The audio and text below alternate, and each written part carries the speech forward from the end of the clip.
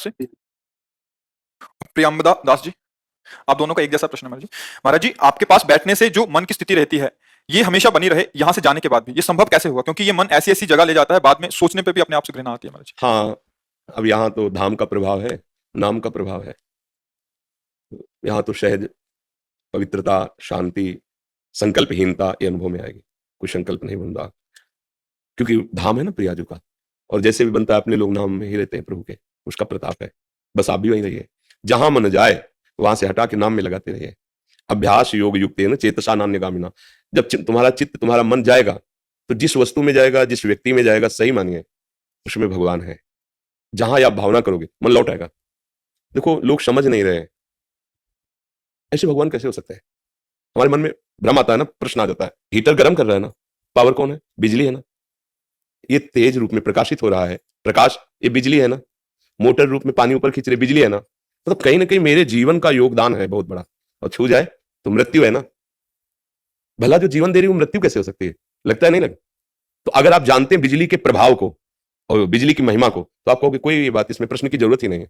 उसका प्रभाव छुओगे तो मार देगी, और प्रयोग करोगे तो जीवन दान दे देगी।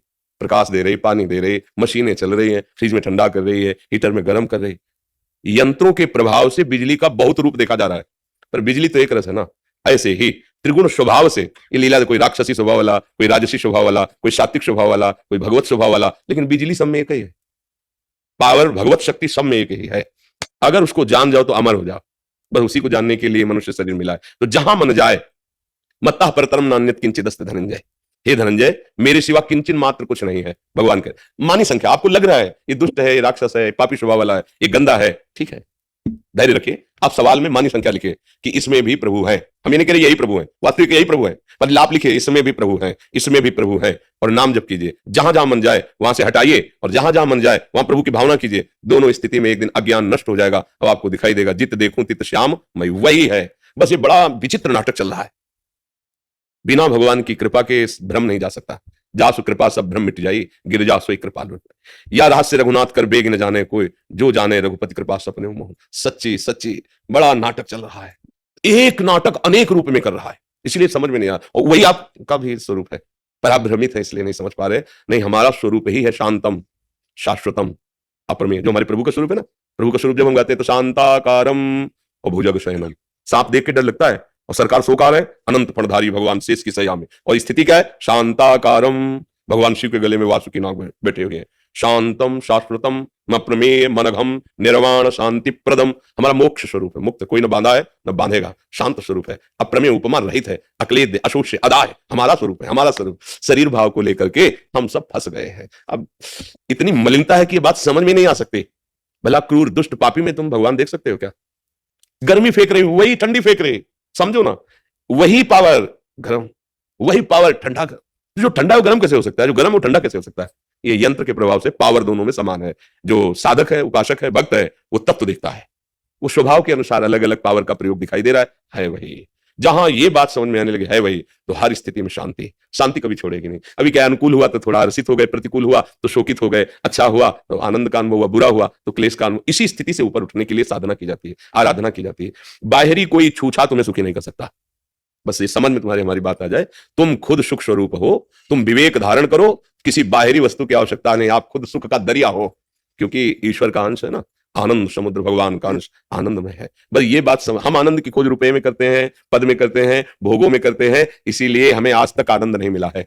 एक बार राजसूय यज्ञ में भगवान श्री कृष्ण अर्जुन पास ही बैठे थे, तो एक चीटा एक दाना लेकर के चावल का टूटा हुआ बड़ी मुश्किल से चल पा रहा था, क्योंकि उसकी एक टांग टूटी हुई थी। तो अर्जुन जी की दृष्टि पड़ी, कहा प्रभु राजसूय यज्ञ में सब आनंद ले रहे हैं, ये चीटा कितना कष्ट पा रहा है, क्या इसको भी कभी सुख मिलेगा? तो भगवान ने कहा तुम तो इसके आगे को देख नहीं पा रहे, पूर्व को। ये 14 बार इंद्र बन चुका है चीटा। भगवान ने क्या कहा? 14 बार वो इंद्र बन चुका है। और आज दशा क्या है? एक दाना लेकर लंगड़ा के चल रहा है। समझ रहे हो? हम इंद्र भी बन चुके हैं, हम देवता बन करके खूब भोग भोगे हैं, हम नरक में जाकर खूब दंड भोगे हैं, कुछ याद नहीं है। माया का काम है विस्मरण करा दे। अब नया शरीर मिला भगवत प्राप्ति के, लगता है भोग भोग लो। जो तुम चाह रहे हो इससे बढ़कर तुम्हें मिल चुका है, लेकिन आज तक तुम्हें तृप्ति नहीं हुई। अब क्या होगी? तृप्ति होनी है अंदर से। देखो, जो तुम चाह रहे हो वो तुम्हें मिल जाता है, तो विश्राम मिल जाना चाहिए ना। विश्राम का मतलब आहा अब मुझे नहीं चाहिए, प्रभु मैं जो चाह रहा था मुझे मिल गया। क्या ऐसा कभी हुआ है? कभी भी। क्षण भर के लिए तो लगता है, फिर इसके बाद फिर इसका मतलब मन हमारा खुद कह रहा है कि जो मैं चाह रहा हूं वो सही अभी मिल नहीं पा रहा। और देखो केवट जी को भगवान के चरण मिले धोने को, तो भगवान कह रहे हैं कि ये लो प्रियाजू की सियाजू की मुद्रिका, अब कछुनाथ ना, अब पा गया, अब पा गया। मीरा जी नाच रही, पायो जी पायो मैंने राम रतन धन, अब मिल गया। मतलब मेरे मन को विश्राम तभी मिलेगा जब भगवान का भजन होगा, भगवान की अनुभूति होगी, और वो तभी होगी जब हम अभ्यासरत रहे। ये सबकी समझ में नहीं आएगा, इसलिए क्योंकि माइक बुद्धि है। सही पूछो, अगर उस वस्तु और व्यक्ति से भगवान अंतर ध्यान हो जाए तो आप अभी नष्ट करने की सोचने लगेंगे। तो देखो, जैसे पति का बहुत प्यारा शरीर है और मेरे भगवान वहां से अंतर ध्यान हो जाए, कितने मिनट गले लगाओगे? डर लगेगा छूने में, और पैसा दे के नष्ट करवा दोगे। नहीं, पैसा देके लकड़ी लाओगे और उसकी चिता लगाओगे और उसे पूछे कि ये जो तुम आग लगाने जा रहे हो, ये वही तो शरीर है जिसको आप पति मान रहे थे या पत्नी मान रहे थे या प्रिय मित्र, जो भी मान रहे हो आप। बोले नहीं, वो तो चला गया। कौन चला गया? तुमने उसको जाना, तुमने उसको पहचाना? बोले नहीं। तो जाना तो शरीर को था, इसे गले लगाओ, अब इसे रखे रहो। नहीं नहीं, अब कैसे रख सकते हैं, वो चला गया। अनजाने में भी हम प्यार उससे कर रहे थे। कौन से? जो भगवान अंदर बैठे हैं, जो भगवान का अंश है।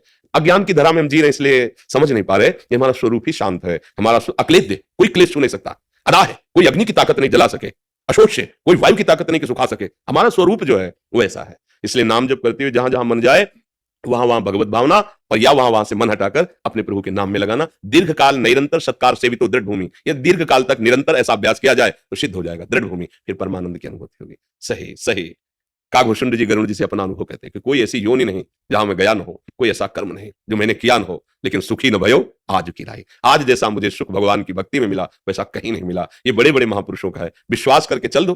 तो क्या करना, कुछ बदलना थोड़ी है। जैसे रह रहे हो वैसे रहो, पत्नी पुत्र परिवार वैसे ही, जो ड्यूटी कर रहे हो वही ड्यूटी करो, बस भावना बदलनी है। ये ड्यूटी भगवान की सेवा है, ये परिवार भगवान का ही दिया हुआ कर्तव्य है, तो हम उसका निर्वाह, पत्नी के साथ पति का कर्तव्य, पुत्र के साथ पिता का कर्तव्य, माता के साथ पुत्र का कर्तव्य, अपने अपने कर्तव्य का निर्वाह रूपी पूजा करते हुए और नाम जप करो, भगवान के सहारे रहो। जो एक सिद्ध संत को गति होती है वही आपकी गति होगी।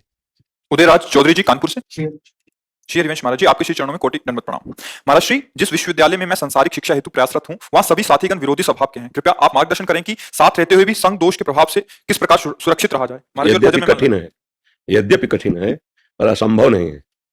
यद्यपि कठिन है, जैसे लंका में रह करके विभीषण जी ने भगवान की परम भक्ति की, पर बहुत कठिन है, क्योंकि वहां सब आसुरी स्वभाव के थे। लंका निश्चर निकर निवासा, यहाँ कहां सज्जन कर बासा। भला ऐसे वातावरण में, लंका जैसे वातावरण में साधु पुरुष कैसे रह सकता है? पर थे विभीषण जी। यदि हमारा लक्ष्य दृढ़ है तो हमें कोई नहीं गिरा सकता। जो रहीम उत्तम प्रकृति का कर शकत कुशंग, चंदन विश्व व्यापत नहीं लपटे रहत भुजंग। अगर उत्तम विचार वाला है, स्वभाव भागवतिक है, तो कोई भ्रष्ट नहीं कर सकता, पर स्वभाव अभी भागवतिक नहीं है, इसलिए डरने की जरूरत है। अगर हम नाम जप करते रहे और दृढ़ रहे, परिपक्व, कि हम आपका विरोध भी नहीं करते, आपको जो मन भावे सो करो, लेकिन हम ये नहीं करेंगे, हम ये नहीं पिएंगे, हम ये नहीं खाएंगे, हम ऐसी बातें नहीं करेंगे। आप हमसे मित्रता करो या ना करो, वैसे कोई मित्रता नहीं करता, क्योंकि जो बात करने के लिए उनको चाहिए वो मसाला आपके पास नहीं होगा तो बात नहीं करेंगे। अगर आप उनके अनुगामी बनेंगे तो आपसे मित्रता रखेंगे, अन्यथा तो हरि मित्र हुए। हरि मित्र हुए तो सब बात बन गई। और ऐसा मित्र ही क्या जो कुपंथ मार्ग में चला दे, वो तो शत्रु है। मित्र की पहचान कुपथ निवार्य सुपंथ चलावा। जो हमें कुमार्ग से हटाकर शतमार्ग में स्थित कर दे उसे मित्र कहते हैं, और जो सदाचरणों से भ्रष्ट कर दे वो तो शत्रु होता है। मित्र, आजकल मित्रता का भाव दिखाकर शत्रुता की जाती है। आग लगे इसी मित्रता में जो कुमार्गगामी प्रवृत्तियों को बढ़ावा दे। तो इसलिए वैसे आपका भाव बहुत वंदनीय है कि आप इस अवस्था में सावधान रहना चाहते, पर है कठिन। को न कुसंगति पाए न साई। कुसंग जो है वो बड़े बड़ों को नष्ट कर देता है। मंथरा जी ने कैकेयी जी के पास आकर जब पहली बार कहा कि तुम बहुत खुश नजर आ रहे हो, तुम्हें पता नहीं क्या यहां चाल चली जा रही है, कौशल्या जी की दासी बनना पड़ेगा तुम्हें, राम जी का राज्याभिषेक हो रहा है और भरत बंदी